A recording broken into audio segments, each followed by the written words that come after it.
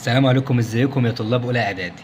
بص يا صاحبي، احنا النهارده هنتكلم عن حاجه اسمها الذره. بس قبل ما نتكلم عن الذره لازم نعرف الذره دي عباره عن ايه.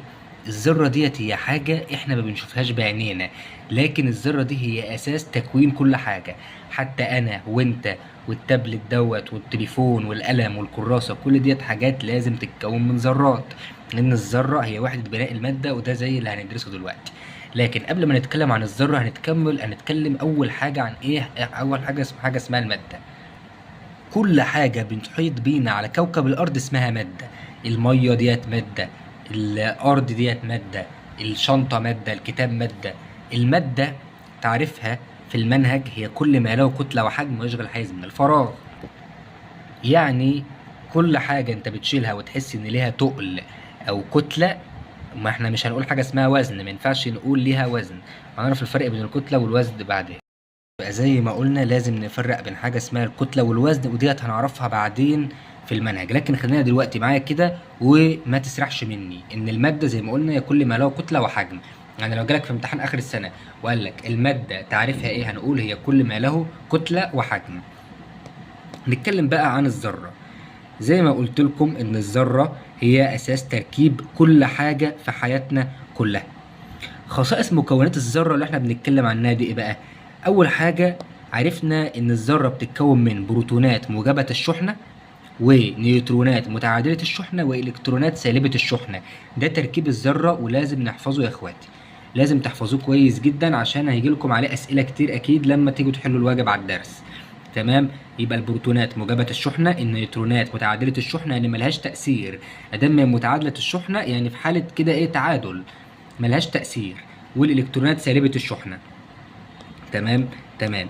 ليه بنوصف الذرة بإنها نواة الذرة بإنها موجبة الشحنة؟ ليه؟ لأن نواة الذرة بتتكون من بروتونات موجبة الشحنة والنيوترونات المتعادلة. وزي ما قلت لكم من شوية إن النيوترونات أدام هي متعادلة الشحنة يبقى ملهاش تأثير. يبقى إحنا هنقول إن نواة الذرة موجبة عشان فيها بروتونات موجبة. تمام. تمام. وعرفت ان شحنة البروتون بتساوي شحنة الالكترون في المقدار وتخالفها في النوع. يعني بيتشابهوا بعض في المقدار لكن بيختلفوا في النوع. طبعا البروتونات موجبة الشحنة والالكترونات سالبة الشحنة زي ما انا لسه قايل من شوية. تمام. ركزوا في المعلومة ديت جدا جدا جدا يا اخواتي. اول حاجة بيقول ان تقدر كتلة المكونات دون الذرية اللي هي البروتونات والنيوترونات والالكترونات، دي اسمها مكونات دون ذرية، يعني اللي تحت الذرة اللي هم بيكونوا تركيب الذرة. تمام. كتلة البروتون بتساوي كتلة النيوترون، وكتلة كتلة الإلكترونات ضئيلة جدا لو اتقارنت بكتلة مكونات النواة.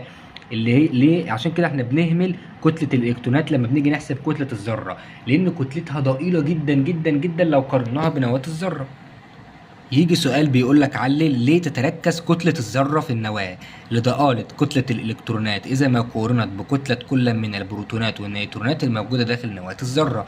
عرفنا زي ما أنا قلت لكم يا شباب إن الذرة بتتكون من نواة وإلكترونات بتدور حول النواة دي. دي حاجة لازم تعرفوها. وبما إن الإلكترونات ما بنحسبهاش عشان هي ضئيلة جدا، فهنقول إن كتلة الذرة كلها بتتركز في النواة عشان فيها البروتونات الموجبة والنيوترونات المتعادلة الشحنة اللي هم كتلتهم أكبر من الإلكترون بكتير. بنية الذرة بقى، العلماء قعدوا طبعا على فترات زمنية كبيرة من الزمن إن هم يدرسوا بنية الذرة والكلام ده كله. تمام. يعني ما جاتش مرة واحدة إن إحنا عرفنا إن الذرة دي هي وحدة بناء المادة. أول حاجة في العصور القديمة خالص، من يجي أكتر من 2000 سنة، يعني من عصور ما قبل التاريخ، كان الفلاسفة اليونانيين قالوا إن المادة بتتكون من أجزاء صغيرة غير قابلة للتجزئة، وأطلقوا عليها ذرات وقالوا إن هي ما بتنقسمش. يبقى لو جالك سؤال وقال لك مين أول ناس بدأوا يقولوا كلمة ذرات، هنقول هم الفلاسفة اليونانيين، وهم اللي قالوا إن هي ما بتنقسمش. بعدين جه في أوائل القرن ال19، يعني في فترة ال1800، وضع العالم دالتون أول نظرية علمية عن الذرة أوضح فيها عدم قابليتها للانقسام. يبقى دالتون هو اللي عمل تجارب علمية أثبت فعلا إن الذرة ما بتنقسمش.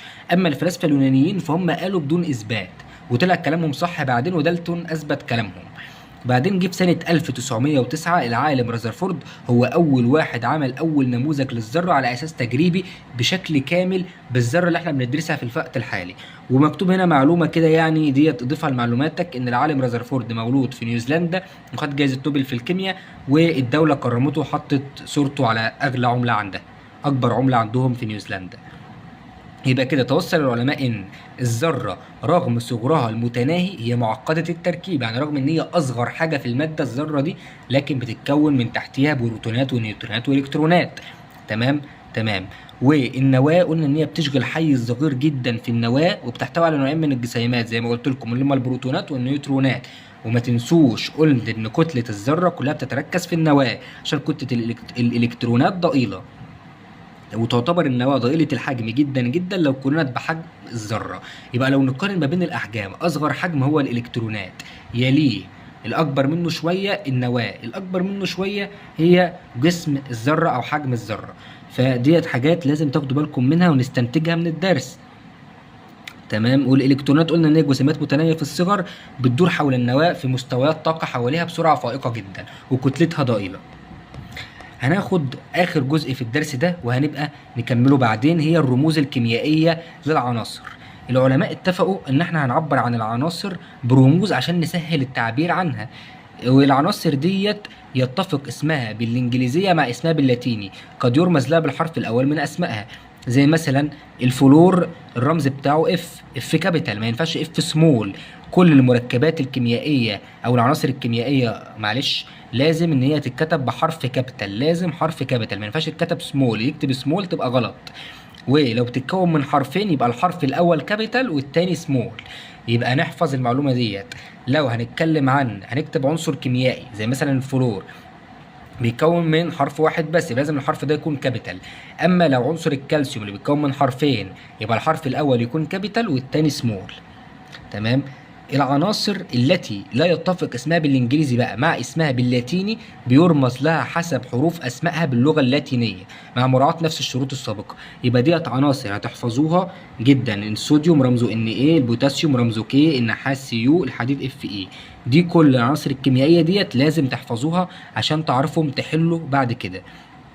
وديت جدول بردك اهو امثله رموز بعض العناصر الشهيره، ده لازم يتحفظ الجدول ده كله لانه تاسيس لباقي حياتكم الدراسيه بعدين. تمام.